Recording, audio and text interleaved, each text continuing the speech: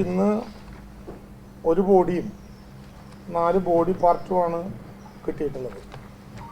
3 body പാർട്ടും നിലമ്പൂരിൽ നിന്ന്, 1 ബോഡി പാർട്ട് വയനാട്ടിൽ നിന്ന്. ഈ വിധത്തിലാണ് നമുക്ക് ഇന്നത്തെ റിക്കവറി സംബന്ധിച്ചിട്ടുള്ള നമ്മുടെ മുമ്പിലുള്ള ധാരണ. ഇപ്പോൾ ചൂരൽമലയിൽ 16 ക്യാമ്പുകളിലായി 662 കുടുംബങ്ങൾ. ഇന്നലെ പറഞ്ഞതുപോലെ ചെറിയ വ്യത്യാസം നമ്പറുകളിലുണ്ട്. ഇന്ന് ക്യാമ്പിലുള്ളത് 4 ഗർഭിണികളായ സ്ത്രീകളും 535 കുട്ടികളും ഉൾപ്പെടെ 2199 പേരായി അത് മാറിയിട്ടുണ്ട്. ഇന്ന് അതുപോലെ തന്നെയുള്ള ഒരു പ്രധാനപ്പെട്ട കാര്യം, നേരത്തെ സൺറൈസ് വാലിയുടെ പ്രദേശത്ത് കഡാവർ ഡോഗ്സിൻ്റെ സഹായത്തോടു കൂടിയിട്ടുള്ള ഇന്നത്തെ പരിശോധനയുടെ ഭാഗമായി നേരത്തെ പറഞ്ഞ ബോഡി പാർട്ടിൽ 1 ബോഡി പാർട്ട് കണ്ടെത്തിയത് ആ മേഖലയിൽ നിന്നാണ്. ബോഡി പാർട്ടും കുറച്ച് മുടിയുടെ ഭാഗങ്ങളും ചെറുതായി മാംസകഷ്ണങ്ങളും ഉൾപ്പെടെ ലഭ്യമായി എന്നാണ് ഇപ്പോൾ അറിയാൻ കഴിഞ്ഞത്. അതുകൊണ്ട് ഹെലികോപ്റ്ററിൽ കഡാവർ ഡോഗ്സിൻ്റെ സാന്നിധ്യത്തിനും സഹായത്തിനുമുള്ള തെരച്ചിൽ നാളെയും തുടരണം എന്നാണ് നമ്മൾ ഇപ്പോൾ തീരുമാനിച്ചിട്ടുള്ളത്. അതോടുകൂടി ആ മേഖലയിലെ പരിശോധനയിൽ നല്ല ഒരു പുരോഗതി ഉണ്ടാകും. മരണപ്പെട്ട കേസുകൾ 225-ഉം ബോഡി പാർട്ടുകൾ 192-ഉം ആ വിധത്തിലാണ് നമുക്ക് ഇപ്പോൾ ലഭ്യമായിട്ടുള്ള വിവരം. അതിൽ 178 ബോഡിയും 2 ബോഡി പാർട്ടും ഇതിനകം ബന്ധപ്പെട്ടവർക്ക് കൈമാറി കഴിഞ്ഞു. ബാക്കി ബറിയൽ നടത്തിയതിൻ്റെ ഒരു കണക്ക് 180 ബോഡി പാർട്ടും 46 ബോഡിയുമായി, അങ്ങനെ 226 കുഴികളിലായി നമ്മൾ ഇത് കണ്ടെത്താൻ കഴിഞ്ഞു എന്നുള്ളതാണ് അതിലെ ഒരു കൃത്യമായിട്ടുള്ളൊരു കണക്കായിട്ട് നമുക്കിപ്പോൾ പറയാൻ കഴിയുന്ന ഒരു കാര്യം.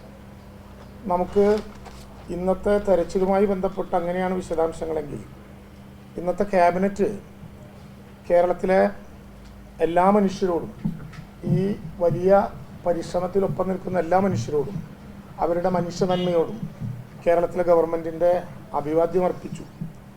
നമുക്ക് അതിൽ കഴിഞ്ഞ ദിവസങ്ങളിൽ പത്രമാധ്യമ സുഹൃത്തുക്കൾ തന്നെ പറഞ്ഞ് ഞങ്ങളുടെ ശ്രദ്ധയിൽപ്പെട്ടൊരു കാര്യം, ഈ പ്രദേശത്ത് 10, 11, 12 വാർഡുകൾ ഉൾപ്പെടുന്ന ഈ പ്രദേശത്ത് ദുരന്തമുണ്ടായതിനു ശേഷവും അവരുടെ ലോണുകൾ ഉൾപ്പെടെയുള്ള പ്രശ്നങ്ങളുമായി ബന്ധപ്പെട്ടിട്ടുള്ള പേടി നിലനിൽക്കുന്നു എന്ന പ്രശ്നം ഉണ്ടായി.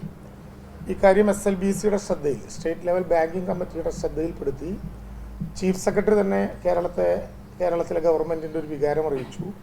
അതനുസരിച്ച് പ്രത്യേക SLBC യോഗം, സാധാരണ SLBC യോഗം നേരത്തെ വിളിക്കലുണ്ട്, ഒരു കാലാവധിയുണ്ട്, ആ കാലാവധിക്കകത്ത് പൂർത്തിയാകുമ്പോഴാണ് വിളിക്കുക.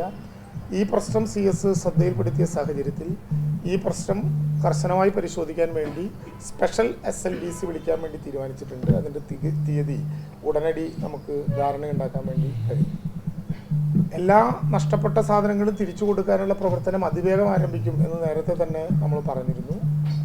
അതനുസരിച്ച് കളക്ടറുടെ നേതൃത്വത്തിൽ ബാക്കിയുള്ളതെല്ലാം ചേർന്ന് ഒരു പൊതുസ്ഥലത്ത് ആളുകൾക്ക് ലഭ്യമാകുന്ന വിധത്തിൽ ഒരു അദാലത്ത് പോലെ, അദാലത്ത് എന്ന് പറഞ്ഞാൽ ആളുകൾ വരണം, ആ അർത്ഥത്തിലല്ല, ഒരു അദാലത്ത് പോലെ ഒറ്റ സെൻറ്ററിൽ നിന്ന് അതെല്ലാം ലഭ്യമാകുന്ന വിധത്തിലുള്ള സൗകര്യങ്ങൾ ഒരുക്കാൻ കഴിയണം എന്ന് നിശ്ചയിച്ചിരുന്നു. എങ്കിലും ഏറെ അത്യാവശ്യമായിട്ടുള്ളത് റേഷൻ കാർഡുകളാണ്. ആളുകളുടെ ഒരു ജീവിതവുമായി ബന്ധപ്പെട്ട റേഷൻ കാർഡ് ഒരു പ്രധാനപ്പെട്ട പ്രശ്നമാണ്, അവരുടെ ഒരു ഐഡൻറ്റിറ്റിയുടെ ഭാഗമാണ്. അപ്പോൾ അതുകൊണ്ട് റേഷൻ കാർഡുകളുടെ ഡ്യൂപ്ലിക്കേറ്റ് വിതരണം ഇന്ന് ആരംഭിച്ചു. അത് 44, 46 നമ്പർ റേഷൻ കടകളിലെ റേഷൻ കാർഡുകളുടെ വിതരണം വളരെ പെട്ടെന്ന് പൂർത്തിയാക്കാൻ കഴിയുന്ന വിധത്തിലുള്ള ഇടപെടലുകൾ നടത്തും. ബാങ്കുകളുമായി ബന്ധപ്പെട്ട പ്രശ്നമാണ് ബാങ്കേഴ്സ് സമിതി ചർച്ച ചെയ്യുക. പക്ഷേ ഇവിടെ നേരത്തെ പറഞ്ഞ പോലെ MI ഉൾപ്പെടെ, നമുക്ക് EMI ഉൾപ്പെടെ നമ്മളിങ്ങനെ സ്വകാര്യ പണമിടപാട് കേന്ദ്രങ്ങൾ നടത്തുന്ന പിരിവും ഈ ഒരു കാലയളവിൽ നിർബന്ധമായും നടത്തരുത് എന്ന്, പണം പിരിച്ചെടുക്കരുത് എന്നവരോട് പറയാനാകില്ല, കാരണം അവർക്കതിൽ കരാറുണ്ടാകും. എന്നാൽ ഈ ഒരു ഘട്ടത്തിൽ ക്യാമ്പുകളിൽ ആളുകൾ കിടക്കുക, ഒരു അനിശ്ചിതത്വം ആളുകളുടെ മനസ്സിലുണ്ടാവുക, അത് സംബന്ധിച്ച് ഏതെങ്കിലും പേടി ഉണ്ടാവുക, അങ്ങനെ ഒരു ഘട്ടത്തിൽ ഒരു കാരണവശാലും സ്വകാര്യമായ പണമിടപാട് സ്ഥാപനങ്ങളോട് ഈ ഘട്ടത്തിൽ പണപ്പിരിവുമായി മുന്നോട്ട് പോകരുത് എന്ന് ബഹുമാനപ്പെട്ട മുഖ്യമന്ത്രി തന്നെ ആവശ്യപ്പെട്ടിട്ടുണ്ട്. കേരളത്തിൻ്റെ ഒരു പൊതുവികാരമായി, ക്യാബിനറ്റിൻ്റെ ഒരു പൊതുവികാരമായി അത് അവതരിപ്പിക്കണം എന്ന് നിശ്ചയിക്കുകയും ചെയ്തിട്ടുണ്ട്. നമ്മുടെ local data collection four search activity എന്ന പേരിൽ നമുക്കിപ്പോൾ നിലനിന്നുകൊണ്ടിരിക്കുന്ന കാര്യങ്ങൾ വിശദീകരിക്കാൻ വേണ്ടിയിട്ടുള്ള, പരിശോധിക്കാൻ വേണ്ടിയിട്ടുള്ള നടപടിക്രമങ്ങൾ ഇപ്പോൾ ഇന്ന് രാവിലെ തന്നെ അതിൻ്റെ പരിശോധന ആരംഭിച്ചിട്ടുണ്ട്. നമ്മുടെ ഫോഴ്സിൽ നേരത്തെ പരിശോധന നടത്തിയ അംഗങ്ങൾക്ക് പുറമെ പ്രാദേശികമായിട്ടുള്ള ജനപ്രതിനിധികൾ, ഇവിടെ നഷ്ടപ്പെട്ടു പോയ ആളുകളുടെ പ്രതിനിധികൾ, അവരെല്ലാം ചേർന്ന് സമഗ്രമായൊരു പരിശോധന 6 മേഖലകൾ കേന്ദ്രീകരിച്ച് തുടരുകയാണ്. ആ ടീം പൂർണ്ണമായി തിരിച്ചെത്തിയിട്ടില്ല. നാളത്തോടു കൂടി, ഇന്ന് ഏകദേശം കിട്ടും, നാളത്തോടു കൂടി അതിൻ്റെ പൂർണ്ണമായിട്ടുള്ള കണക്കും അതുമായി ബന്ധപ്പെട്ട അവരുടെ വിലയിരുത്തലും നമുക്ക് ലഭ്യമാകും എന്നാണ് നമ്മൾ പ്രതീക്ഷിക്കുന്നത്. അകത്ത് നടക്കുന്ന മോഷണങ്ങളൊക്കെ ചെറുതായിട്ട് വരുന്നുണ്ട് എന്നൊക്കെ നേരത്തെ നമ്മൾ ആശങ്ക പ്രകടിപ്പിച്ചിരുന്നു. പക്ഷേ അതിൽ നിന്ന് വ്യത്യസ്തമായിട്ടുള്ളൊരു വാർത്തയാണ് ഇന്ന് ആ സ്ഥലം സന്ദർശിച്ചപ്പോൾ ഞങ്ങൾക്ക് കിട്ടിയത്. ആ ബെയിലി പാലം ആരംഭിക്കുന്ന പ്രദേശത്ത്, ചൂരൽമല സെൻറ്റർ എന്ന് പറയുന്ന സ്ഥലത്ത്, അവിടെ സന്നദ്ധ പ്രവർത്തകർ പരിശോധന നടത്തിയപ്പോൾ 50 പവൻ പരിശോധിച്ച് താഴെ പോയി കഴുകി വൃത്തിയാക്കുമ്പോൾ 50 പവൻ സ്വർണ്ണാഭരണം അവർക്ക് ലഭ്യമായി. അവരത് കൃത്യതയോടെ വീട്ടുടമസ്ഥന്മാരെ തിരിച്ചേൽപ്പിച്ച മാതൃകാപരമായിട്ടുള്ള സന്നദ്ധ പ്രവർത്തനവും ഇതിൻ്റെ കൂട്ടത്തിൽ നടക്കുന്നുണ്ട് എന്ന് ലോകമറിയണം. ഇതിപ്പോൾ നമ്മൾ അങ്ങനെ മോശപ്പെട്ടവരുടെ ഒരു നാടല്ല. വളരെ 39ാമത് വിവാഹ വാർഷികം ആഘോഷിച്ച് കിടന്ന ഒരു കുടുംബത്താണ് ഈ ദുരന്തം ഉണ്ടായത്. ഭാഗ്യത്തിന് അവരും രക്ഷപ്പെട്ടു. ഇന്ന് സന്നദ്ധ പ്രവർത്തകർ അവരുടെ തകർന്നുപോയ വീട് വൃത്തിയാക്കുന്ന കൂട്ടത്തിൽ ഇത് കണ്ടെത്തി തിരിച്ചേൽപ്പിച്ചു എന്ന കാര്യം കൂടി ഞങ്ങളിന്ന് പോയപ്പോൾ ഞങ്ങളുടെ ശ്രദ്ധയിൽപ്പെടുത്താൻ ഇടവന്നു.